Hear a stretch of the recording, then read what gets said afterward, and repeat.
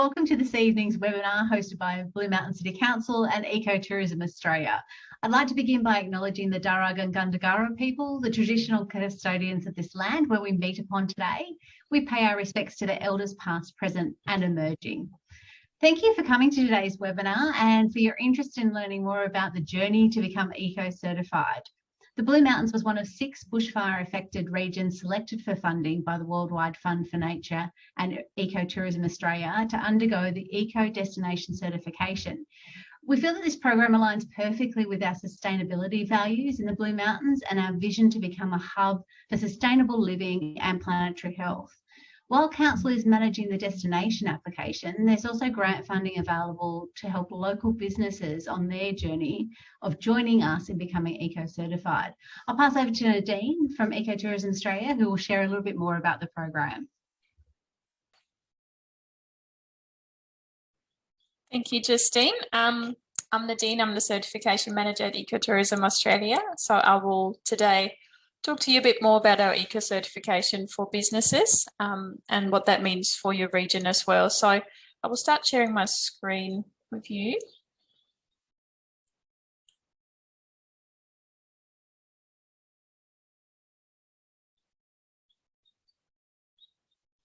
So yeah, today I'd like to talk to you a bit more about Ecotourism Australia, who we are, what we do, but also about the principles of ecotourism and sustainability. And then talk about certification in general for the tourism industry and why it is important. And lastly, how to get eco-certified with Ecotourism Australia and the requirement and what's involved to achieve certification.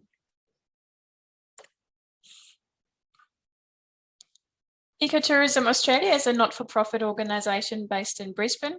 We have been around for 30 years. It's actually our 30th anniversary this year.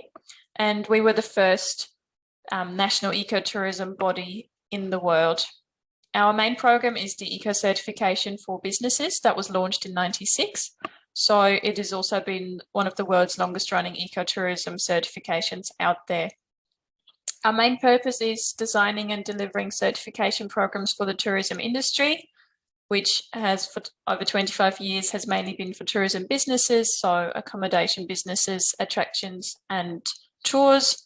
And in the last few years, we have launched our Eco Destination Certification program that has been quite successful. And we have partnered with now almost 25 destinations that are engaged in the program and are on their journey to becoming an ecotourism destination. So just to show you a quick overview today, I will focus on our main program, which is Eco Certification. You may have seen the logo around, which is the first one here with the tick. We also have a couple of other programs available for the tourism industry. Climate Action Certification is a program that focuses a bit more on becoming carbon neutral and taking necessary steps to reduce emissions. And it is open to all sectors of the tourism industry. Then we have Respecting Our Culture or ROC certification, which has a big focus on authentic cultural experiences and respecting Indigenous cultures. We are the peak organisation in Australia for all things ecotourism and nature-based tourism. So we work with a broad range of stakeholders and partners. So I've just to show a few here, we have really good partnerships in place with all the parks agencies in Australia. One of the key benefits of that is that we also have partnerships in place with them that allow our members in protected areas to have access to longer permits.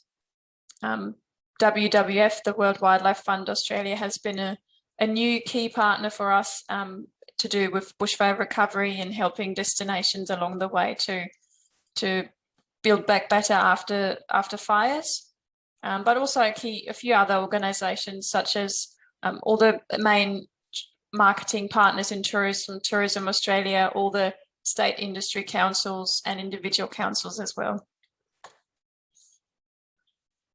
Ecotourism Australia has close to 500 certified operators in Australia. As you can see here, the main state with most members is Queensland, but we have also got a growing number of members in all other states.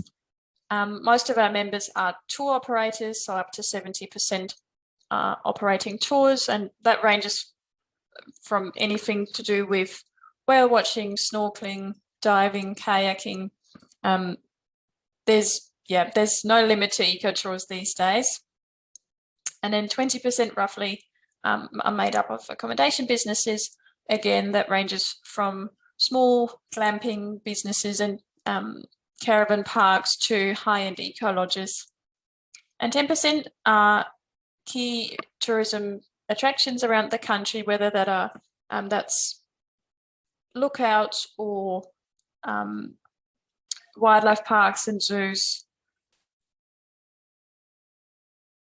And altogether, these businesses offer over 1,700 certified products and experiences around the country. Something we're very proud of is the fact that most of our members have been with us for a very long time, over 10 years, which makes them green travel leaders. So almost half of our members have now been with us for over 10 years.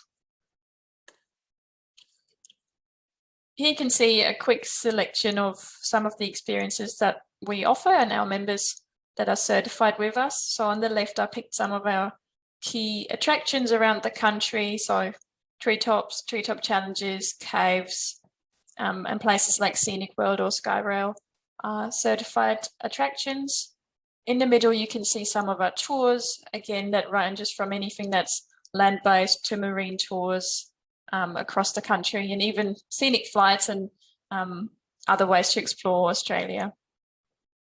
On the right are some different types of accommodation. So as I said, a lot of variety there as well, whether it's smaller cabins or caravan parks and holiday parks, all the way to high-end eco-lodges or luxurious glamping offerings as well. If you do want to find out more about all of our certified operators and how to book your next eco experience, I'll suggest looking up our new Green Travel Guide, which is now a website but also an app. So the goal of the Green Travel Guide was always to make it easier for travellers to find certified ecotourism experiences around the country. So maybe have a look at accommodations if you're an accommodation business, just to see who else is certified. If you're a diving operator, find out who else we've got certified. You may even know some of the contacts there, but also have a look who else is a member close to you and in your region. What is ecotourism? The definition that we have adopted at Ecotourism Australia is ecotourism is ecologically sustainable tourism with a primary focus on experiencing natural areas that fosters environmental and cultural understanding, appreciation, and conservation. So in summary, it's about the three key pillars of sustainability, which is people, planet, and profit.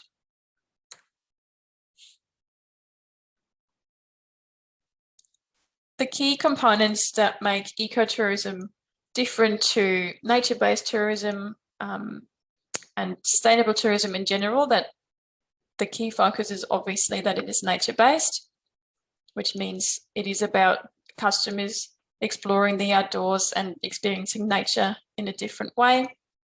But it also fosters appreciation for interpretation and education.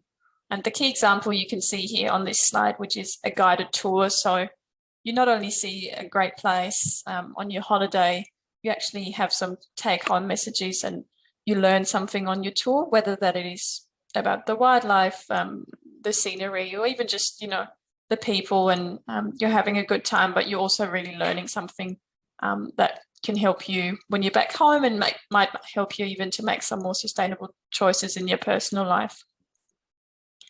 And ecotourism is all about having a positive impact on the local community as well. So it's really important that ecotourism operators give back to their local community, that they're involved in community issues and also conservation activities. Just to show you the difference between nature tourism, ecotourism, and sustainable tourism, because that's a question that we get quite a lot. So in summary, we say all ecotourism is sustainable, but not all sustainable tourism is ecotourism. So just as an example, you could stay at a sustainable hotel in Sydney, but it doesn't have a nature focus because it is in the middle of the city. So that's not nature tourism clearly, and therefore it's also not ecotourism. On the other hand, you could join a 4-wheel drive tour in a protected area, so you're clearly out in nature. However, the operator has not taken any measures to do with sustainability. So again, that doesn't class as ecotourism either.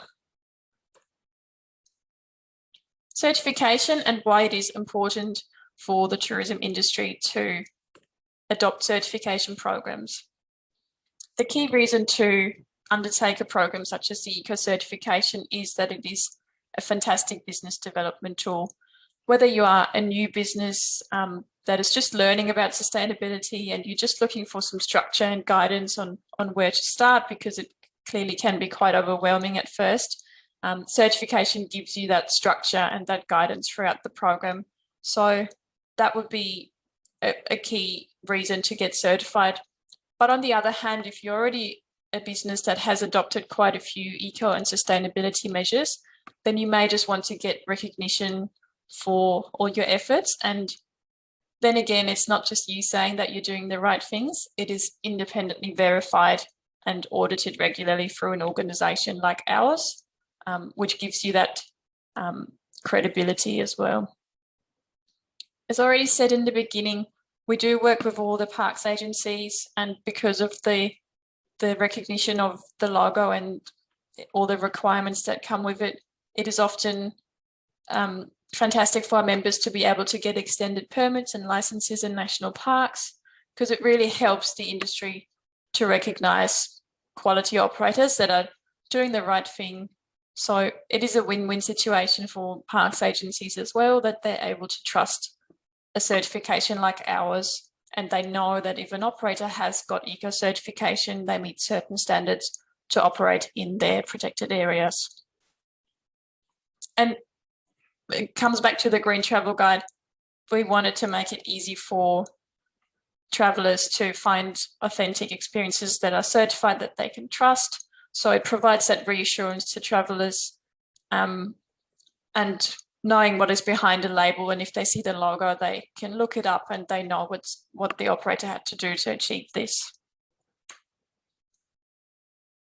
Something that has that is really quite important to see for our industry is the consistently growing demand for sustainable travel options out there.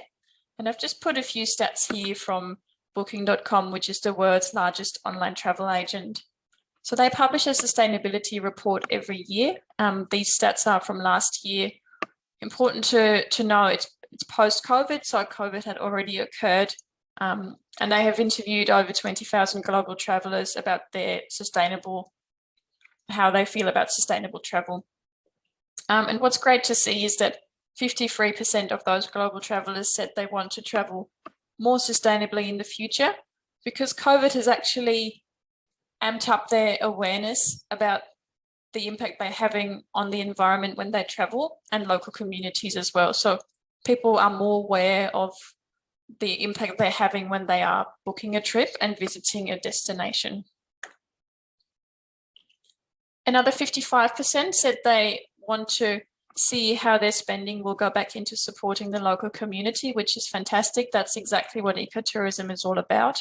And especially for destinations that have been affected by bushfires, floods, on top of COVID as well, it's great to see that people really want to assist them in the recovery. Quite importantly is that almost 70% expect that the travel industry now has more sustainable travel options on offer, and that they are looking for alternative destinations to avoid overcrowding. Again, to do with COVID, they're looking for wide open spaces, not a lot of people. So ecotourism, visiting parks, getting out in nature is probably the ideal travel form after COVID especially. So that's also great to see.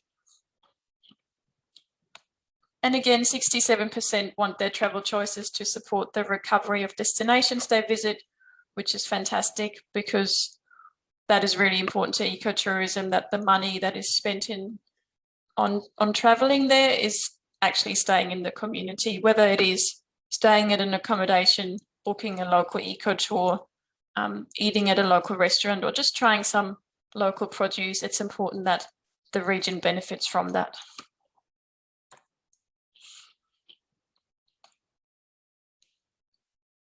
Our eco certification for businesses is also part of a larger framework.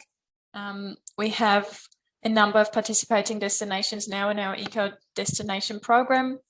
So the ones highlighted here in orange are the ones that were funded through the WWF funding for bushfire recovery, but also some others here that have engaged in the program for their councils or shires. And Port Douglas and Daintree is our first eco-certified region that has successfully completed the program.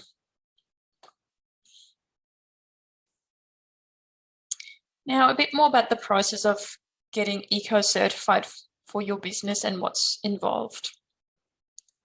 The eco-certification program has 3 different certification levels.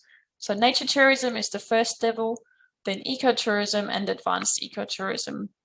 And depending on the number of criteria that your business can meet, the higher the certification level will be. Again, coming back to the initial definition of ecotourism, it has minimal impact on the environment, but also a positive impact on local communities and conservation, which is why the ecotourism level includes all of those components, same as advanced ecotourism, whereas the lower nature tourism level does not consider anything apart from the environmental management. So it is easier to achieve, but what's really important to understand is that we don't look at the levels as everyone starts at nature tourism and you have to work your way up all the way to advanced ecotourism. It is really important for us that you choose a level that suits your business, that's achievable, and that is easy to maintain for you in future as well. So you can commit to the level that feels right for your business, and you feel comfortable achieving that and the actions required. Criteria in the program are covered in those 8 criteria sections that you can see here. So we cover those 3 aspects of sustainability, which is the general business management and operational planning. Also, responsible marketing and customer satisfaction is important. A big focus is on the environmental management. So what does the business do to reduce emissions, whether it's waste, water, energy, also having minimal impact on local wildlife. And then that's the first 4 sections that are required for the nature tourism level. And if a business chooses to go for the ecotourism or advanced level, there's another 4 sections. So interpretation and education. Again, if it's a tour, what does the guide, for example, talk about? What do visitors learn about? And then there's also contribution to conservation. So are you involved in any conservation activities, which could be donations, in kind or monetary, but also maybe simpler things such as, participating in beach cleanups or any other local sustainability initiatives. Working with local communities, again, being involved in your community and any issues that are present, even if it's not tourism related. Obviously, a business plays an important role in the local community and tourism especially. So that's one component there, but also employing local staff if that's applicable. And last but not least, it's cultural respect and sensitivity, which is mainly to do with Aboriginal culture, acknowledging country, but also potentially, if that's applicable, working with the traditional owners of your region, especially when it comes to cultural interpretation and information that you should and shouldn't share. The application is completely online on our mycertification.eco online portal, and it looks a bit like this here. So I've just picked an example out of section 4, environmental management, and this is one of the waste management criteria. So as you can see here, the business would log into this criteria and tick yes that they are reporting, because it is a core criteria that has to be achieved, and some of the measures that are required. So that's generally how most of the criteria work, that you log in, you read the criteria, and then if you're compliant, you tick yes and you move on. There are some key documents required that I will talk about in a second. But other than that, that's basically how you would use the portal online. As you can see, there's also a guidance tab, which includes some more information, sometimes links or documents that could help you to answer this criteria. A remarks tab as well, which is a communication tool with your application coach, where you can ask questions and the coach can reply to assist you with that criteria. Let's talk about the documentation that is needed for the application. Again, this depends a bit on the level as well. So nature tourism, which is the main level, which is the first level, requires a business plan, a marketing plan, an operational management plan, which includes your general risk management, human resources, and customer service standards. And the key document, the environmental management plan. So those are the plans that are required for every certification level. If you do decide to apply for ecotourism and advanced, there's also an interpretation plan that's required. Now, I know that most businesses are a bit intimidated by the documentation that is required, and it's completely fine if you haven't heard of an interpretation plan or you have never seen an environmental management plan before. This is where our templates come in that we have developed for our applicants to assist them. So you're welcome to use our templates and examples that are available to registered applicants on the portal.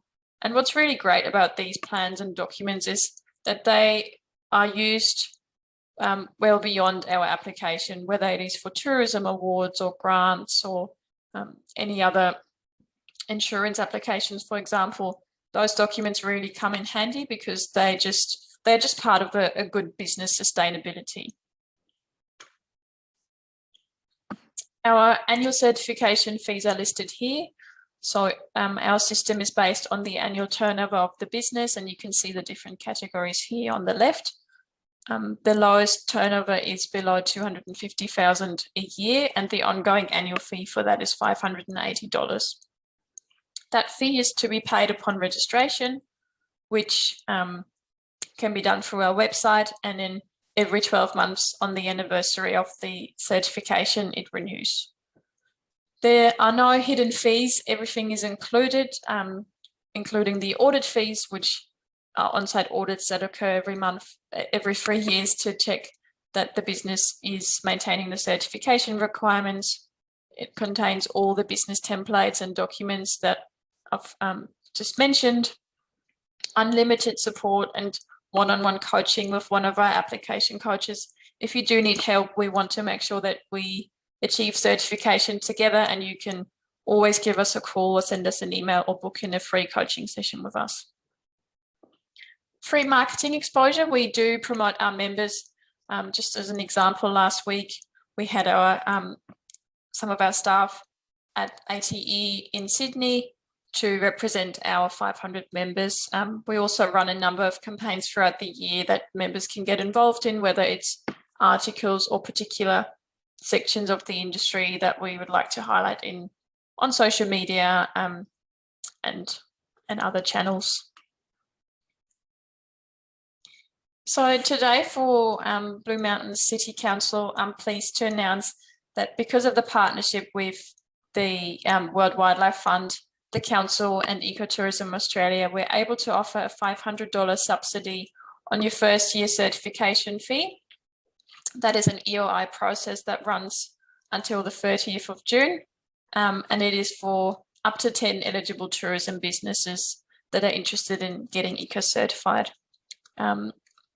So the EOI process is still open for close to 2 weeks, but I do recommend signing up early because we have been oversubscribed for every other region. So we are able to offer this to 10 businesses. Anyone else who really wants to join who may not be eligible for this incentive can obviously still join all the individual coaching sessions and still go through the program. I will put my contact details on the next slide. I'd be happy to hear from you if you've got any questions at all. We're always here Monday to Friday, 9 to 5. If you do have any questions or concerns about the program, or you're not quite sure about the process, please feel free to contact us here. These are my contact details.